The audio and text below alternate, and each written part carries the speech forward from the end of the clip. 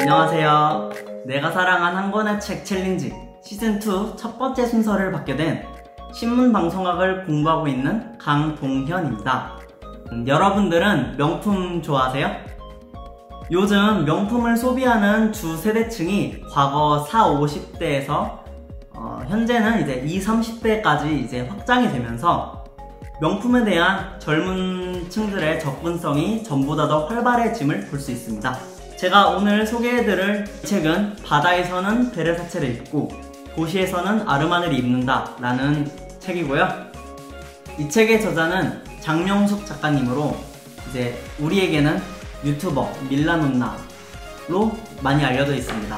밀라논나, 즉 밀라노 할머니, 혹은 이제 네티즌들 사이에서는 옷 잘 입는 할머니로도 많이 알려지신 분인데요.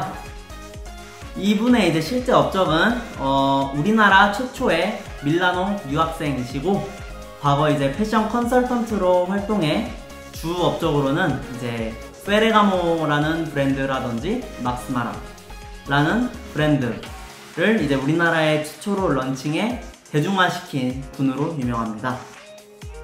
이 책은 이태리를 대표하는 패션 그리고 명품이 이태리 사람들에게 어떻게 인식되고 있는지부터 그들의 식생활, 교육관, 문화적 가치관 등 이태리 문화를 저자가 어떻게 바라보고 있는지에 대해서 그리고 있습니다.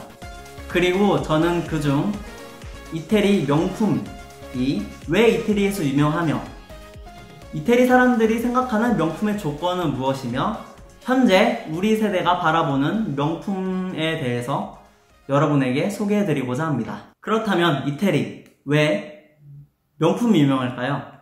사실 과거만 해도 명품의 주시장은 프랑스였습니다. 이태리는 단지 프랑스에게 좋은 원단과 재료를 이제 공급해주는 나라에 불과했죠. 하지만 이제 과거 피렌체의 귀족이었던 조르마니라는 사람이 왜 우리는 프랑스만큼 패션이 발달하지 않았을까라고 고민을 하다가 이제 자신의 집이나 어떤 장소에서 패션쇼를 이루게 됩니다. 그러면서 자연스럽게 값싼 인력과 이제 훌륭한 인재들이 이태리의 중심부 밀라노에 모이게 됨으로써 이태리는 자연스럽게 프랑스보다 이제 명품 혹은 이제 패션 문화가 발달하게 된 그런 도시로 성장하게 됩니다. 이후 자연스럽게 밀라노의 거리에는 오늘날 흔히 알고 있는 구찌, 베르사체, 아르마니, 발렌티노, 돌체앤가바나 등의 명품 시장이 들어서게 됐고, 오늘날과 같은 이태리 하면 떠오르는 그런 패션이라는 명성을 얻게 됩니다. 그리고 이 같은 문화가 계속 지속되면서 밀라노 컬렉션 등과 같은 패션쇼를 통해 이런 명성을 유지하고 있는 것이죠. 그렇다면 장명숙 컨설턴트가 풀어낸 이태리 사람들이 바라본 명품의 조건은 무엇일까요? 이제 여러분들은 흔히 명품 하면은 비싼 것, 좋은 원단을 사용한 것, 자신이 돈을 많이 벌어 부를 축적해 돈을 자랑하기 위한 수단으로 주로 생각하실 텐데요. 저자에 따르면 이태리 사람들은 명품에 대해서 사회 현상을 꿰뚫어 삶의 질을 개선시키고 어떤 이의 불편함을 이제 개선시킨 그런 브랜드야말로 진정한 명품이 아닐까라고 생각을 했다고 합니다. 그런 사례들을 이태리와 프랑스의 명품 브랜드에서 찾아보게 된다면, 먼저 크리스찬 디올이라는 디자이너는 여태까지 여성의 허리를 옥죄었던 코르셋을 없애고 치맛단을 잘라냄으로써 역사상 처음으로 여성의 다리가 밖에 드러나도록 만들었다고 합니다. 이는 바삐 움직여야 하는 그런 여성들을 위해서 편하게 개선시킨 점이라고 볼 수 있고요. 두 번째, 프라다의 경우 배낭 형태의 가방을 이제 만들어서 가방을 여성의 손에서 해방시켜 여성들이 가방을 메고 다른 일을 활발히 할 수 있도록 도왔다고 합니다. 이처럼 이태리 사람들은 그때그때 변화하는 사회 현상에 맞춰 이제 의생활의 불편함을 개선시키는 브랜드야말로 진정한 명품이 아닐까, 이런 인식을 갖게 됐다고 합니다.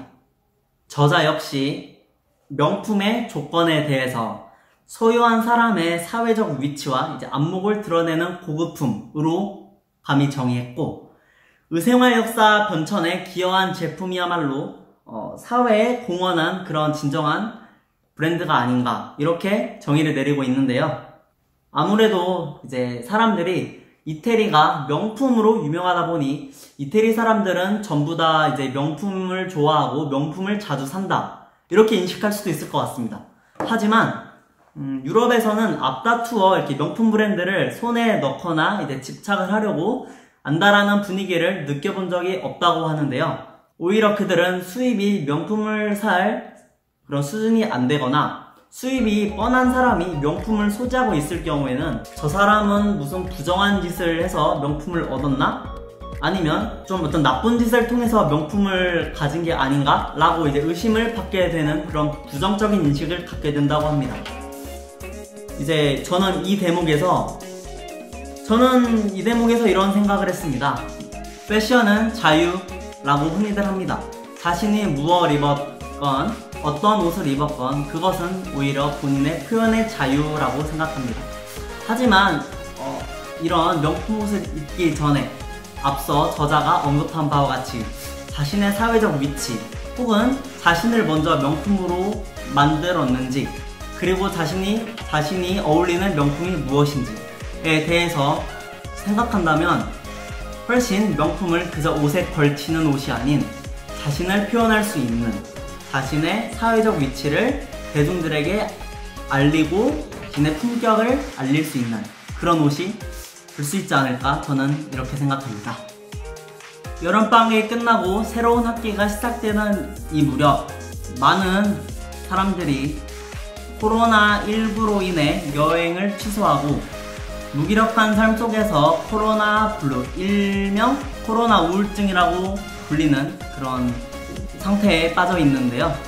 저는 이 책을 통해서라도 여러분들이 이태리 여행을 간접적으로 경험했으면 좋겠습니다. 이를 마지막으로 내가 사랑한 한 권의 책 챌린지 명품의 조건에 대해 여러분들에게 소개를 마치겠습니다.